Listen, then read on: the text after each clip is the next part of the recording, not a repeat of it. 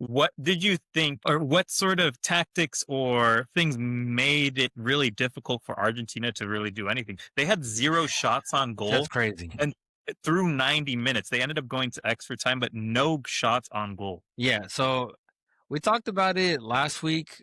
We thought Argentina, or at least I thought Argentina was going to try to make it a street fight. And I Yeah, think they almost worried too much about making it a street fight than playing soccer. right. Like, Yeah, I don't think they just seem off, lethargic, lazy. I don't know if the all the games that they played in extra time played a role, or I if think they just seem to have no juice in their legs.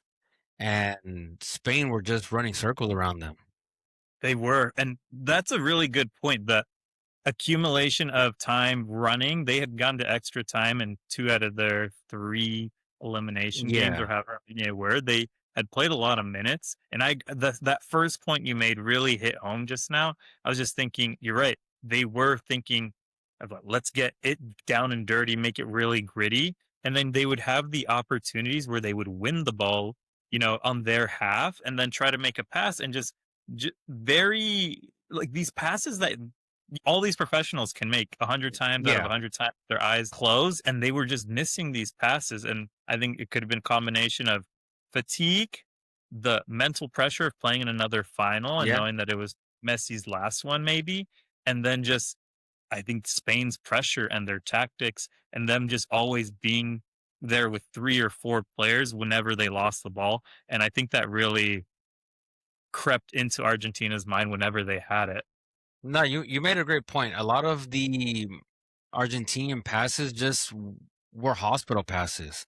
They had no purpose. They were lazy passes, or they were passes under pressure where they kind of just got rid of the ball like if Yeah, the ball was burning their foot, Like everyone that's played yeah, soccer yeah, knows kind of what it feels like to have the ball under pressure and just get rid of it for the sake of getting rid of it. yeah. And whenever your goalie is your most active player and your best player on the field, you're in Yeah. trouble. And I think Divo Martinez had a record for World Cups final saves. I think he broke it. I think the previous record was 8. I think he had 11. So anytime that happens, you're in trouble. Messi wasn't involved. Enzo Fernandez, we praised him last week, and he was not good. The worst player on the field He was was not. Paredes. Paredes, I don't know what he was doing. He Oh went in. man, He was one of the subs, and he came in had at the half. yellow where he checked Rodri in the back. Like clearly, someone told him put some pressure on Rodri, but do it in a soccer manner. You know what I mean? Yeah, Like it was so obvious what he went to go do, and it seemed like he was more worried about hitting Rodri than fighting for the ball. I think that was I agree Argentina's with that. biggest mistake. 100%. That was tough to watch. Honestly, he probably deserved a red in regulation just for the Yeah, accumulation of fouls. 100%. He probably deserved a second yellow. And yeah, it was hard to see again that they weren't really trying to go for that ball and create a play, but really just trying to go out and low key hurt somebody. So that was And interesting. I did think though, in terms of Spain. Oh, go ahead. no, I was just gonna say, have you ever seen a championship, let alone a World Cup, where both center backs go out? Like No, back in the I've day, never. I feel like most players would, you have to have your leg falling off in order to be pulled from that game. That was kind of weird. That was, and that I think that did play a really big sort of reason why Argentina had a tough time towards the end as well to create any sort of chances. They had to spend a bunch of subs on defenders, so I through think 3 people went out injuries, with injuries. yeah, and Tagliafico was super early on one leg and he at stayed the end, he in. literally was moving with Yeah, one leg. He was hobbling and couldn't play, but they had no more subs, so he had to play. yeah. And that was, I felt in that sense kind of bad for him because you knew that he was really hurt. But it But shows the it heart of is what certain it is when players. it comes to that. And I good.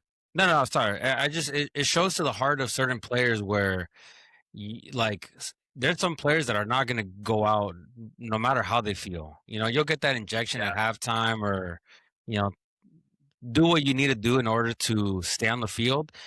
Obviously, Yeah. we're no doctors. We're not the players. We don't know how injured they were, but you would think it's a World Cup final. It's every 4 years. You're gonna do what it takes to stay on the field and fight.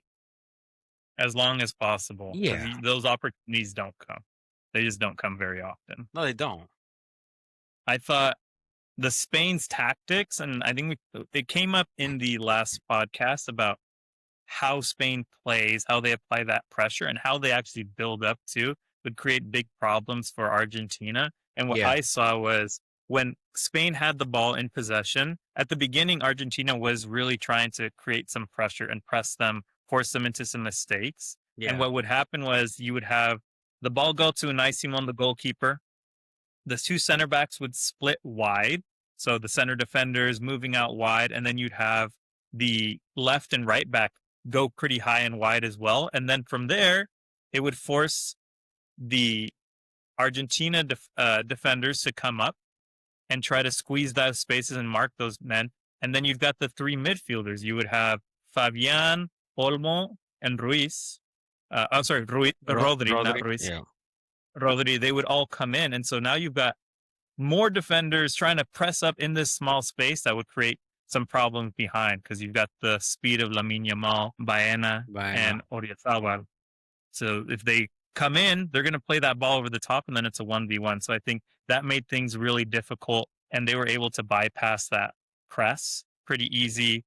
When Argentina had the ball, then you would have Spain pressing high, and they would win the ball super quickly. We were saying the mistakes by Argentina, Yeah. where they were losing the ball almost at the top of their box several times. It had some really great opportunities that ended up not falling, but it happened more and more, Could have and they were easily just went up 2-0 in easily. regulation. Without Debo's intervention, it would have easily could have easily been 2 to 3 goals. But then you see Messi's try to dropping back and receive that ball too to create some space. But overall, the first half super cagey, most of possession with Spain, and then Argentina would try and just more often than not lose it and just try to play a more direct and a ball over the top. So first half pretty tough to watch, honestly, unless you're a big Spain fan. Then you were It was pumped. pretty boring. We could say it was a boring first half.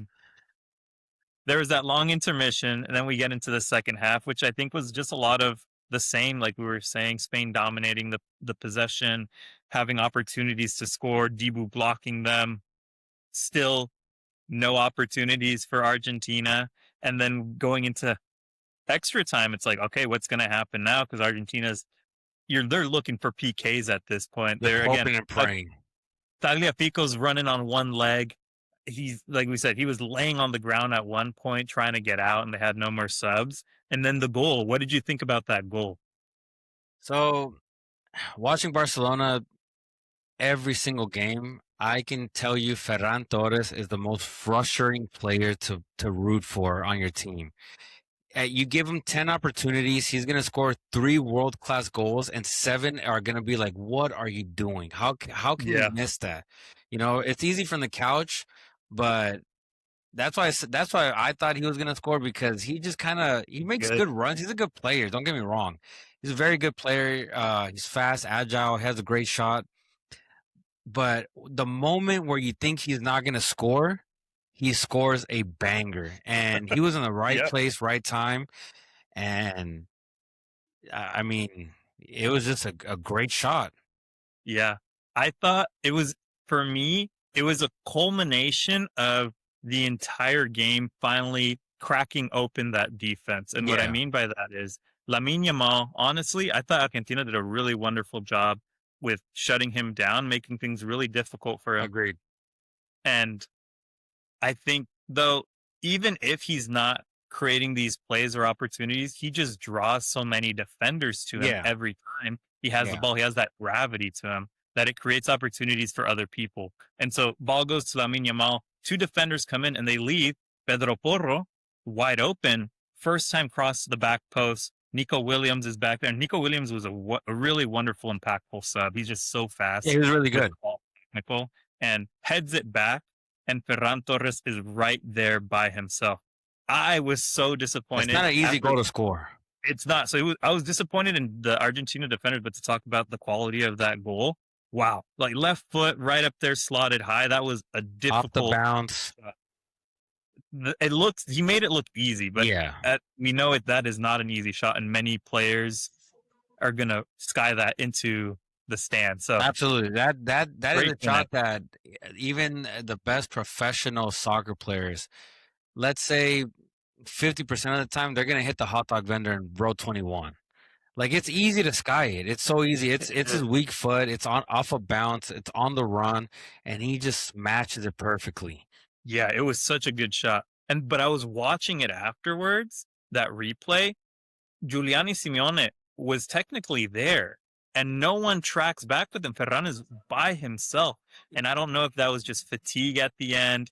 It's someone No, I posted a saw a video. similar breakdown where someone showed the play. Giuliano Simeone, I thought he actually played pretty good. I did Uh, too. he made the Enzo Fernandez red card not as noticeable because he's such a Correct. workhorse, but right after that, right before that play, he sprints up the field, he twists his ankle, and he's sprinting back. He tracks back to Ferran Torres, and he takes a half second to just kind Mhm. of readjust his socks, check on his ankle. I don't know what he was doing, but in that half second that he fell asleep, Ferran Torres put it away.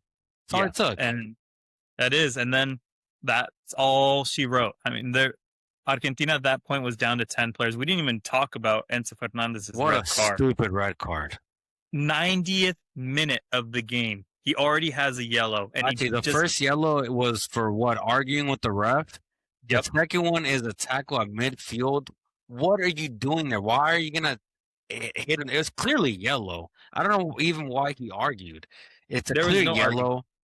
He fouls him at the 90th minute at the half field. What can you possibly gain from making a tackle that's towards there? Nothing. There's literally nothing you could do. There was another defender behind Kubarsi, so even if he wins it there, you're going up against another defender, and you know once you get in there, you do know as a player, okay, I don't think I'm really going to be able to get there, and so I'm going to move my foot a little bit, and I'm already on a yellow, and he did not think of that, and Yeah, that I felt in a sense was so, in a way, it felt kind of selfish. It was just not thinking. I think is the biggest I thing, think it was just a lot of not being frustration present. from That a too. That too. lot of frustration from just Spain making them play cat and mouse, or like we used to say, monkey in the middle. Yeah. They they were just chasing, chasing, chasing. I think you got tired minds, tired legs, and you have a player that just tried to unleash some of that frustration in the wrong place, wrong time. Yeah, And ultimately, that was one of Argentina's downfall. it Maybe with was. 11 players, you can squeeze by and go to PKs. Maybe we'll never know. But down 10 players, exhausted, with a team that wants to keep possession, they want to make you work. I mean, you're always going to lose. Yeah, Always. you always are. And Yeah. then España finished it off, lifting up that trophy. I've got my España jersey here. I didn't get a chance to show it off. My fake Iker Casillas jersey. Been having Nah, this one for I saw years. Iker Casillas throw it to you after the 2010 World Cup in Johannesburg. It is. I remember. We'll put some sort of we'll create some video of the picture of me receiving it from him at one point for Yeah. this. But it was, I mean, well deserved. There was Argentina got unfortunately close at the end. they They had did. a couple chances at the end. It was chaos right there at the end with a couple But who was opportunities. there? Simeone Pau had a fumble. Cubarsí with that goal line clearance. That was the one Mhm. chance Argentina got close. Giuliano Simeone had one also where he was kind of leaning back and he skied it. Yeah, But yeah, credit to Spain. They get their second star. They're, with the ranks of France, they're above England now, tied with Uruguay. So be careful with Spain. A lot of that core was very, very young, and the next yeah. World Cup is in Spain. So don't be surprised if they go back to back.